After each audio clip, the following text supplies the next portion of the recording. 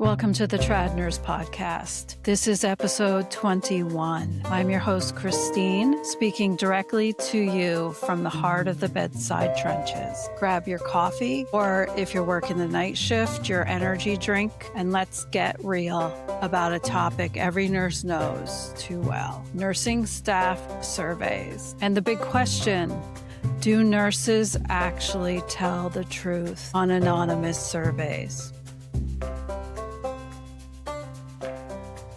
Spoiler alert, rarely. And it's not because we are liars. It is because the system has taught us that honesty often comes with a price tag we can't afford. Most leadership structures will never welcome that truth because honest survey results are always an indictment of leadership. Engaged leaders don't need a survey to know what's happening at 2 a.m. They already know because they've built real trust. And when that trust isn't there, nurses don't lie. We self-protect. Here's that moment we all recognize. Staring at the screen, wondering if this anonymous survey is really safe. First, why we hold back, the real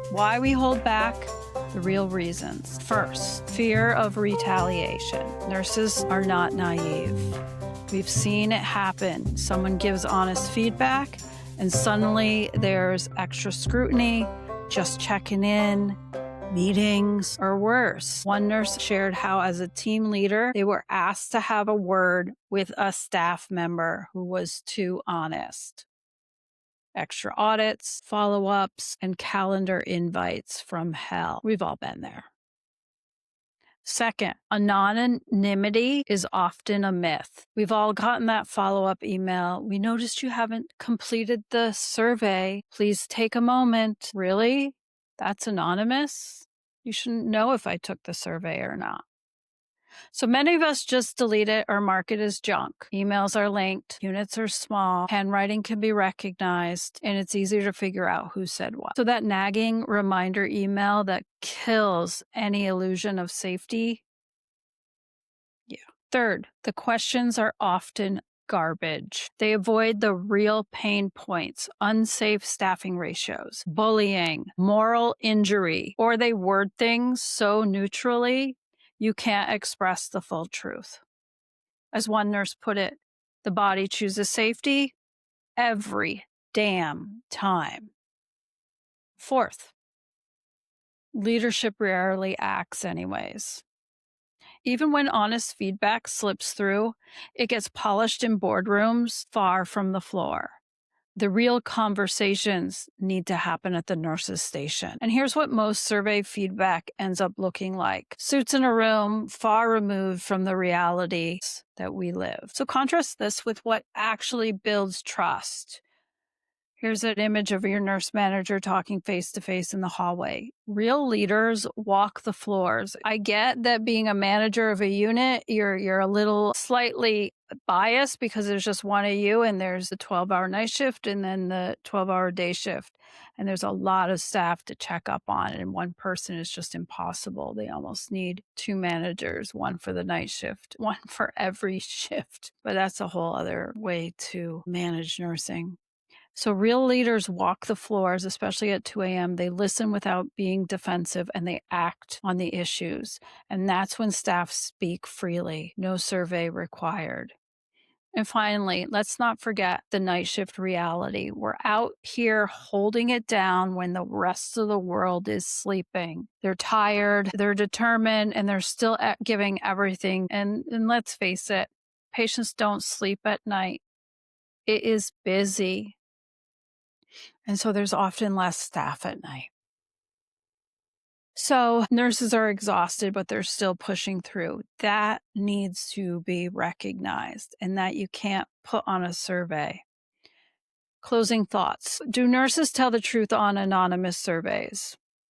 Not usually. And that's not a character flaw. It's survival in a system that too often punishes candor instead of welcoming it. But here's the good news. You don't have to stay silent or rely on flawed surveys. If the system won't hear you anonymously, here are real ways to make your voice count safely. Speak up directly to a manager you trust. Frame it around patient safety or team efficiency. Then follow up with a quick email to document the conversation. Use protected channels like incident reports, patient safety reports, or your hospital's ethics hotline. Those carry more weight in real protection. If it's bigger than your unit, escalate externally to the Joint Commission or your State Board of Nursing or OSHA for safety issues. And they are built for this. However, I personally would go through my manager first. That's just how I prefer to do things. And you can always say, well, I've brought this to your attention a few times. Now I'm going to escalate it. Band together with trusted colleagues, there's strength in numbers, and group feedback is harder to ignore or retaliate against. And if nothing changes, protect your license, your peace of mind, and your passion. You can go to agency work, travel nursing, or move to a facility that actually values honest input. You're not stuck. Your voice is powerful. Use the channels that respect it. The real fix is not better surveys, it's better leadership. Leaders who show up, listen first, and make honesty feel safe. Until then, many of us will keep our truth in safe spaces, vent to trusted colleagues, or simply walk to the next facility that values us. If you are a frontline nurse listening, you're not alone. Your feelings are valid. Protect your peace, but know your voice still matters. If you're in leadership, stop hiding behind surveys. Walk the halls. Build trust with your staff. Your staff already knows the truth. They're just waiting to see if you're finally ready to hear it. So that's it for today's episode of the TradNurse podcast. Thank you for spending this time with me. If this resonated with you, drop your own survey, horror stories, or triumphs in the comments. Shoot me a DM or tag me on Instagram, X, social media at TradNurse. Let's keep the conversation alive. Stay strong, stay traditional. Take care of yourselves out there. And remember, your worth is not measured by an anonymous survey. Until next time, keep fighting the good fight.